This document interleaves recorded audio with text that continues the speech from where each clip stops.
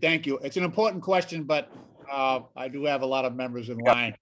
The chair now recognizes the gentleman from Georgia, Mr. Johnson, for his questions for 5 minutes. Welcome. Thank you, and good to be with you, Mr. Chairman. Thank you for holding this very important hearing.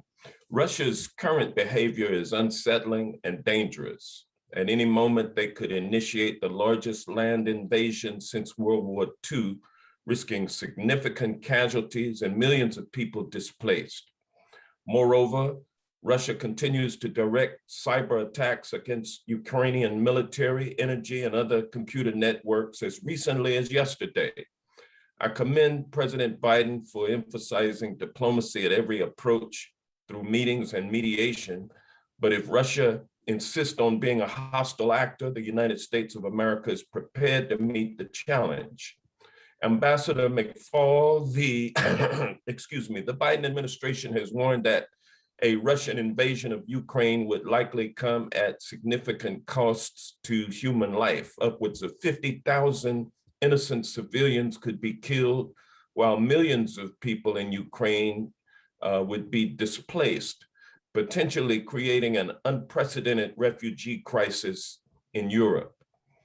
Are there steps that the US and NATO can or should be taking right now to minimize the humanitarian impacts that are expected to ensue as a result of a Russian invasion of Ukraine? Thank you, Congressman. I'll just take a first stab, but I do think we should hear from General Hodges on this too, a man who knows a lot more about those kinds of issues than I do. I would say I'm impressed with what the Biden administration has done so far. It was very controversial to move our embassy from Kiev to Lviv. I think that was the right call. I think it was correct for the administration to call on Americans to leave Ukraine. That also was a very controversial call. I think it was the right call. The last thing we want to see, if God forbid Putin should decide whether to invade, would be to see Americans in Ukraine die as a result of that. Third, I want to remind everybody, Ukraine is not a homogenous society. If Putin launches an aerial campaign against its major cities, he will be killing ethnic Russians as well. It will not just be ethnic Ukrainians. And I hope that that's part of his consideration. On the one hand, he talks about we want to unite with our Slavic brothers. On the other hand, he's threatening to kill his Slavic brothers right now, not just ethnic Ukrainians, but ethnic Russians. And I hope that will give him some pause in terms of launching, the catastrophic war. And I think what Ambassador Grinnell said about intelligence, I don't know if it'll be 50,000 or not.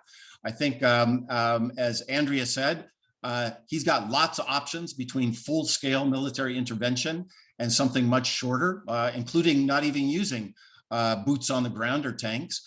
But anywhere in there, I think would be catastrophic. And I hope he thinks twice about those casualties that you just mentioned. Thank you, Ambassador.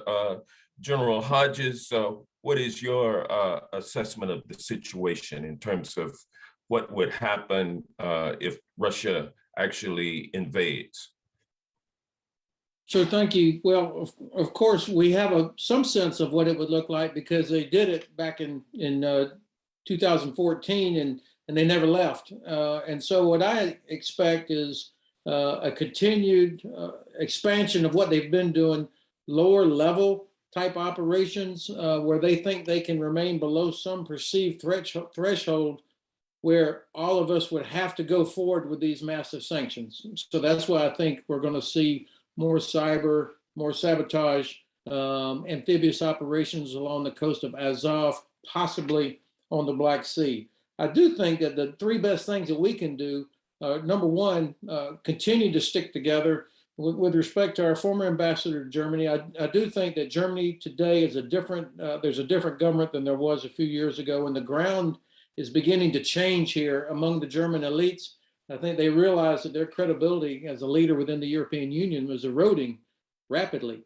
And so there's a different sense to it. It's not where we want it to be, but I have a more optimistic view about that. Secondly, we have got to figure out how to get the initiative. We are always getting whipsawed, worrying about what President Putin is doing or what are the Russians doing.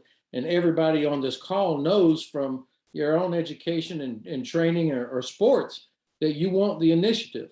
So why in this most important situation are we on our heels all the time? And I think that working with our ally Turkey is what would give us the most initiative, where Turkey could tell the Kremlin, we're going to close off the straits and you're not going to be able to move ships through there. And of course, Moscow would go crazy on Ankara.